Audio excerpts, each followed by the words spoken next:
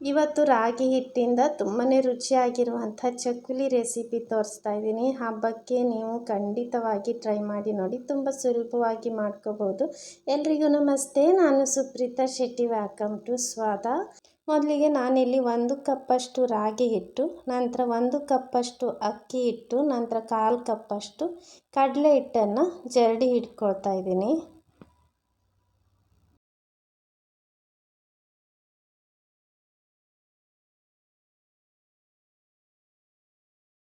ನಂತರ ಅದಕ್ಕೆ 1 ಟೇಬಲ್ ಸ್ಪೂನಷ್ಟು ಎಳ್ಳನ್ನು ಹಾಕ್ಕೊಂಡಿದ್ದೀನಿ. ಬಿಳಿ ಎಳ್ಳು ಹಾಕ್ಕೊಂಡಿದ್ದೀನಿ, ಕಪ್ಪು ಎಳ್ಳು ಸಹ ಹಾಕ್ಕೋಬೋದು. ನಂತರ ರುಚಿಗೆ ತಕ್ಕಷ್ಟು ಉಪ್ಪು, ಖಾರಕ್ಕೆ 1 ಟೀ ಸ್ಪೂನಷ್ಟು ಅಚ್ಚ ಖಾರದ ಪುಡಿ, ನಂತರ ಚಿಟಿಕೆಯಷ್ಟು ಇಂಗು, ನಂತರ ಚಿಟಿಕೆಯಷ್ಟು ಅರಿಶಿನ ಪುಡಿನ ಹಾಕ್ಕೊಂಡಿದ್ದೀನಿ. ನಂತರ ಸ್ವಲ್ಪ ಬೆಣ್ಣೆಯನ್ನು ಬಿಸಿ ಮಾಡಿಬಿಟ್ಟು ಹಾಕ್ಕೊಂಡಿದ್ದೀನಿ. ಬೆಣ್ಣೆ ಬದಲು 1 ಟೇಬಲ್ ಸ್ಪೂನಷ್ಟು ಎಣ್ಣೆಯನ್ನು ಸಹ ಬಿಸಿ ಮಾಡಿಬಿಟ್ಟು ಹಾಕ್ಕೋಬೇಕು. ಈ ರೀತಿ ಚೆನ್ನಾಗಿ ಅದನ್ನು ಕಲಿಸ್ಕೋಬೇಕು. ಈ ರೀತಿ ಉಂಡೆ ಆಕಾರ ಬರಬೇಕು, ಆವಾಗ ಸರಿಯಾಗಿದೆ ಅಂತ ಅರ್ಥ. ನಂತರ ಸ್ವಲ್ಪನೇ ನೀರು ಹಾಕ್ಕೋಬೇಕು. ಇದೇನು ಬಿಸಿ ನೀರಲ್ಲ, ನಾರ್ಮಲ್ ಆಗಿರುವಂಥದ್ದು. ಚೆನ್ನಾಗಿ ಸ್ವಲ್ಪ ನೀರು ಹಾಕ್ಕೊಂಡು ಚೆನ್ನಾಗಿ ನಾದ್ಕೋಬೇಕು. ಸಾಫ್ಟಾಗಿರಬೇಕು ಹಿಟ್ಟು, ಸಾಫ್ಟಾಗಿದ್ದರೆ ಚೆನ್ನಾಗಿ ಬರ್ತದೆ.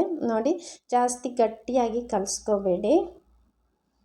ಈ ರೀತಿ ಚೆನ್ನಾಗಿ ಕಲಿಸ್ಕೊಂಡು ನೋಡಿ, ಇಷ್ಟು ಸಾಫ್ಟಾಗಿರಬೇಕು. ನೋಡಿದ್ರಲ್ಲ. ನಂತರ ನಾನು ಸ್ವಲ್ಪ ಹಿಟ್ಟನ್ನು ತಗೊಂಡು ಅಚ್ಚಿಗೆ ಹಾಕೋಕ್ಕೆ ರೆಡಿ ಮಾಡ್ತಾಯಿದ್ದೀನಿ. ನಂತರ ಈ ಅಚ್ಚನ್ನು ಸ್ವಲ್ಪ ಎಣ್ಣೆಯಿಂದ ಸವರ್ಕೊಳ್ತಾ ಇದ್ದೀನಿ.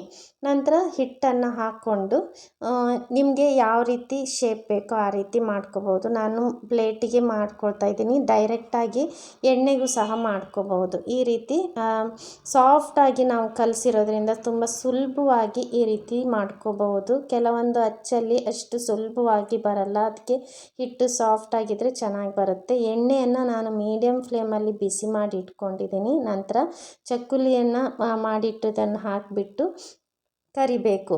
ಇದು ಹಾಕಿದ ಕೂಡಲೇ ಫ್ಲೇಮನ್ನು ಲೋ ಮಾಡ್ಕೋಬೇಕು. ಯಾಕಂದರೆ ಒಳಗಡೆ ಚೆನ್ನಾಗಿ ಬೇಯಬೇಕು, ಗರಿ ಗರಿಯಾಗಿ ಬರಬೇಕು. ಅದಕ್ಕೆ ಹಾಕಿದ ಕೂಡಲೇ ಲೋ ಫ್ಲೇಮಲ್ಲಿ ಇಟ್ಕೊಂಡು ಚೆನ್ನಾಗಿ ಕರೀರಿ. ಗುಳ್ಳೆಗಳು ಮೇಲಿಂದ ಕಡಿಮೆ ಆಯ್ತು ಅನ್ನುವಾಗ ಗೊತ್ತಾಗುತ್ತೆ ಚೆನ್ನಾಗಿ ಬೆಂದಿದೆ ಅಂತ, ಗರಿ ಗರಿ ಆಗಿದೆ ಅಂತ ಗೊತ್ತಾಗುತ್ತೆ. ನೋಡಿ, ತುಂಬ ಸುಲಭವಾಗಿ ರಾಗಿ ಹಿಟ್ಟಿನ ಚಕ್ಕುಲಿ ಮಾಡ್ಕೋಬಹುದು. ಈ ಹಬ್ಬಕ್ಕೆ ಖಂಡಿತವಾಗಿ ನೀವು ಸಹ ಟ್ರೈ ಮಾಡಿ ನೋಡಿ. Thank you so much for watching.